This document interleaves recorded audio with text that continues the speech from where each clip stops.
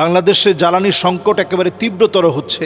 জ্বালানি যে সংকট আমরা দেখতে পাচ্ছি, এই সংকটের ধারাবাহিকতা শুধুমাত্র আজকের দিনই শেষ বলে আমি মনে করছি না, বরং এটা ক্রমান্বয়ে আরও তীব্রতর হয়ে উঠবে। আপনারা জানেন যে ইরানে যেভাবে তেলের ব্যাপারে এখন ইরান সিদ্ধান্ত নিচ্ছে হরমুজ প্রণালী সহ, এই হরমুজ প্রণালীকে কেন্দ্র করে যদি তেলকে যদি সংকটে রূপান্তরিত করতে চায়, এই একটি প্রণালীকে ঘিরে যদি সংকট লাগাতে চায়, তাহলে এক পৃথিবীব্যাপী সংকট তৈরি হয়ে যাবে এবং এই সংকট ভয়াবহ আকার ধারণ করবে। প্রযুক্তি মুখ থুবড়ে পড়বে। আজকে আমরা যেই প্রযুক্তির বড়াই করছি, যেই অ্যালগরিদম দিয়ে আমরা আমাদের প্রযুক্তির উৎকর্ষ সাধন করছি, এই সব কিছুর পিছনে কিন্তু আল্লাহ রাব্বুল আলামিনের এই প্রদত্ত খনিজ সম্পদ, এই তেল, এই খনিজ সম্পদ যদি এই পৃথিবী থেকে হারিয়ে যায়, যেভাবে পাল্টাপাল্টি হামলা করা হচ্ছে, তেলের ডিপুগুলো জ্বালিয়ে দেওয়া হচ্ছে, পৃথিবী চরম একটা সংকটের দিকে যাবে এবং এমন সংকট তৈরি হবে যেটা সারা দুনিয়ার ভিতরে তৃতীয় বিশ্বযুদ্ধ ডেকে আনবে। নবী করিম সাল্লাল্লাহু আলাইহি সাল্লাম হাদিসের ভিতরে স্পষ্ট করে বলেছেন যে উদুদ সিত্তান বাইনা ইয়াদাই সাআহ, কিয়ামতের আগে কিছু বিষয় নবীজি গুনে গুনে রাখতে বলছেন। একটা পর্যায়ে নবীজি সাল্লাল্লাহু আলাইহি সাল্লাম বলেছেন যে সুম্মা হুদনাতুন তাকুনু বাইনাকুম ওয়া বাইনা বানিল আসফার ফায়াকদিরুন, তোমাদের সঙ্গে অমুসলিমদের চুক্তি হবে। এই তেল নিয়ে এখন পৃথিবীব্যাপী একটা চুক্তি চলছে। সারা পৃথিবীব্যাপী তেল নিয়ে এখন চুক্তি চলছে। এই চুক্তি এতটা ভয়াবহ আকার ধারণ করতে পারে, এতটা ভয়াবহ আকার ধারণ করবে বলে আমরা মনে করছি যে এটার কারণেই পৃথিবীতে সংঘাত লেগে যাবে যে কে কার সঙ্গে থাকবে, কে কার সঙ্গে থাকবে না। নবীজি বলছেন ফায়াকদিরুন, অতঃপর মুসলমানদের সঙ্গে সবাই গাদ্দারি করবে। এই সম্পর্ক মুসলমানদের সঙ্গে বেশি দিন রাখবে না। আমরা এখন এআইয়ের অনেকগুলো ভিডিও দেখতে পাচ্ছি যে তেল নিয়ে কি কি সংকট এই পৃথিবীতে তৈরি হচ্ছে। ক্রমশ এই সংকট তৈরি হতে গিয়ে মুসলমানদের সঙ্গে অনেকে মিলবে মুসলমানদের সম্পদ আরোহণ করার জন্য, এবং অল্প কিছুদিনের মাথায় এই সম্পর্ক মুসলমানের সঙ্গে বিনষ্ট করবে তারা। নবীজির হাদিস তাই বলছে। সুতরাং এই পৃথিবীতে তেলের যে সংকট, এই সংকট নিরসনে আমাদের উচিত আল্লাহর দিকে ফিরে আসা ছাড়া আমাদের কোনো জায়গা নাই।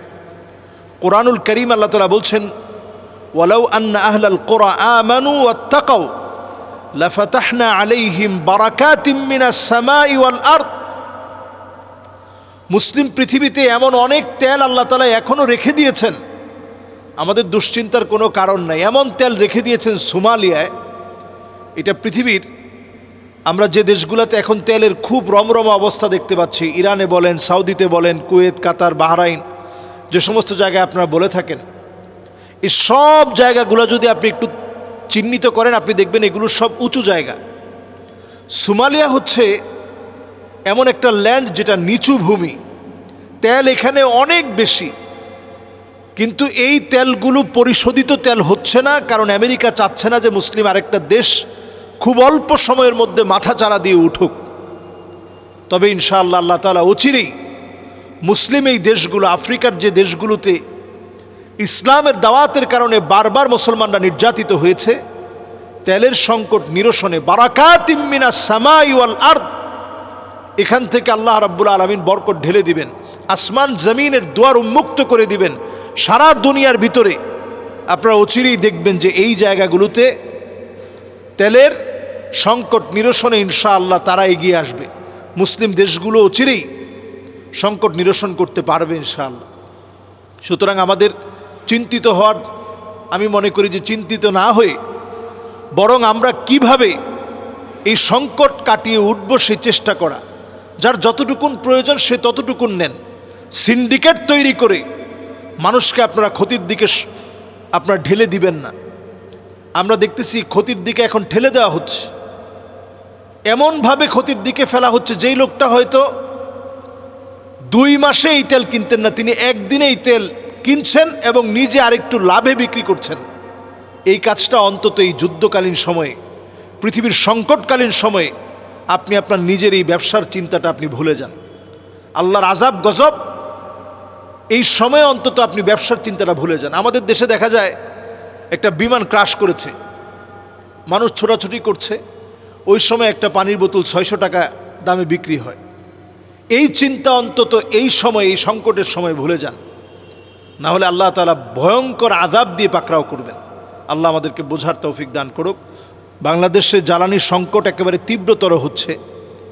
এটা শুধু বাংলাদেশ না, আমি কয়েকদিন আগে আমার মেয়ে অসুস্থ, তাকে নিয়ে আমি থাইল্যান্ডে ছিলাম। সেখানকার সময় আমি দেখেছি যে সংকট এত তীব্রতর, সেখানেও মানুষ অফিস করছে ঘর থেকে। শুধু চিকিৎসালয়গুলো তারা স্বাভাবিক রেখেছে এবং তাদের ব্যবসা বাণিজ্য সবগুলোর মধ্যে তারা কিছু না কিছু দিক নির্দেশনা নতুন করে আনছে। তো আমাদের দেশে যদি এমন সংকট তৈরি হয়েই যায়, তাহলে সংকটকালীন সময়ে এটাকে নিরসনের জন্য আমরা সবাই মিলেই যুদ্ধে অংশগ্রহণ করতে হবে।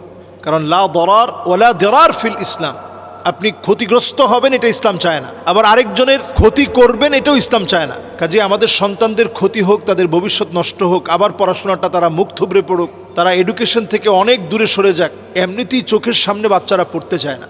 সেই জুমের মাধ্যমে যদি আপনি ক্লাস নেন, এখানে শত শত বাচ্চা, এগুলোকে মেনটেন করা খুব কঠিন। যদিও ওয়ার্ল্ডের বহু দেশে এখন শিক্ষা ব্যবস্থা চলছে এই জুমের মাধ্যমে, তো এটা একটু বড় হলে পরে মানুষ আসলে নিজের বুঝটা বুঝতে পারে। ছোট ছোট বাচ্চাদেরকে মেনটেন করা খুব কঠিন। এজন্য আমাদের অন্তত এই সিদ্ধান্তটা অনেক ভেবেচিন্তে নেওয়া দরকার যে আমাদের ছোট কোমলমতি যারা শিশু বাচ্চা আছে, এদের শিক্ষা ব্যবস্থার কি করণীয় এখন সবার সাথে পরামর্শ করে সিদ্ধান্ত নেন। একদিকে জ্বালানি সংকট, এটাও মাথায় নিতে হবে, অন্যদিকে তাদের যেন শিক্ষা ব্যবস্থা ধ্বংস না হয় এটাও নতুন করে শিখতে হবে। আল্লাহ রাব্বুল ইজ্জাতুল জালাল প্রত্যেক বছরই কিছু না কিছু পরীক্ষা নেন। আওয়ালা ইয়ারাউনা আন্নাহুম ইফতানুনা ফি কুল্লি আমিন মাররাতান আও মাররাতাইন সুম্মা লা ইয়াতুবুনা ওয়ালা হুম ইয়াযাক্কারুন। প্রত্যেকটা বছরে আল্লাহ রাব্বুল আলামিন পরীক্ষা নেন। কখনো পরীক্ষা নেন যুদ্ধ বিগ্রহ, কখনো ফিতনা ফাসাদ, কখনো আল্লাহ তাআলা মহামারীর মতো আযাব দেন। এই সকল অবস্থায় সংকটে পড়ে আমরা যেন ভুলে না যাই।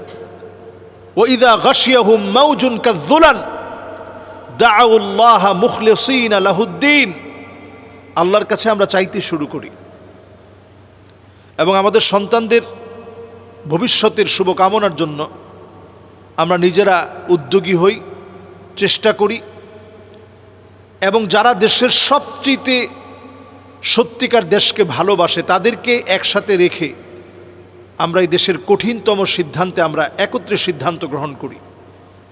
আমরা আমাদের শিক্ষার্থীদেরকে, আমাদের এই কোমলমতি শিশু বাচ্চাদেরকে আর ধ্বংসের দিকে আমরা ঠেলে দিতে চাই না। আল্লাহ আমাদেরকে বোঝার তৌফিক দান করুক।